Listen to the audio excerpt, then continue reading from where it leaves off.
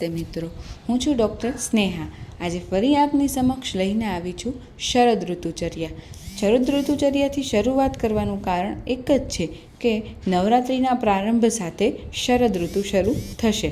હવે શરદ ઋતુમાં આપણા શરીરમાં શું ફેરફાર થાય છે તે જાણીએ। શરદ ઋતુમાં સૂર્યના કિરણો એકાએક તેજયુક્ત બને છે, જ્યારે આપણું શરીર છેલ્લા 2 મહિનાથી વાદળિયા તડકાથી ટેવાયેલું હોય છે।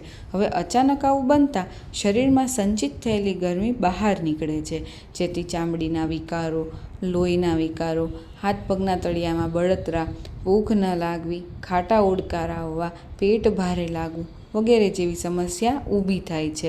હવે આ બધી સમસ્યાઓનું નિવારણ શું છે તે જાણીએ। તો શરીરની ગરમીને ઓછી કરવા જમવામાં ગળ્યું, કડવું, શીતળ અને હળવું ભોજન લેવું।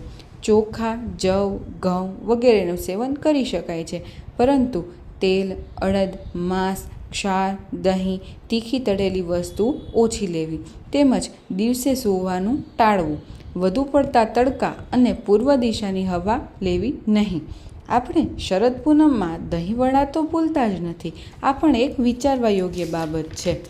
હવે આપણે વાત કરીએ શરદ ઋતુના વિશિષ્ટ જળની, જેને કહેવામાં આવે છે હંસોદક। હવે આ હંસોદક શું છે એ જાણીએ।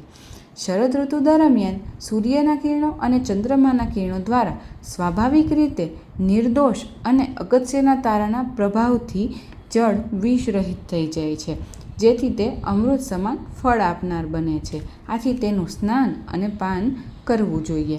આ ઉપરાંત શરદ ઋતુમાં ફૂલની માળા, સુતરાઉ વસ્ત્ર વગેરે જેવું પહેરવાનું રાખવું, તેમજ ચંદ્રના કિરણો તો લેવા જ। તો મિત્રો, શરદ ઋતુમાં ચંદ્રના કિરણો શું કામ લેવા અને દૂધ અને પૌવાનું સેવન શું કામ કરવું, આ બંને બાબત આપને સમજાઈ ગઈ હશે।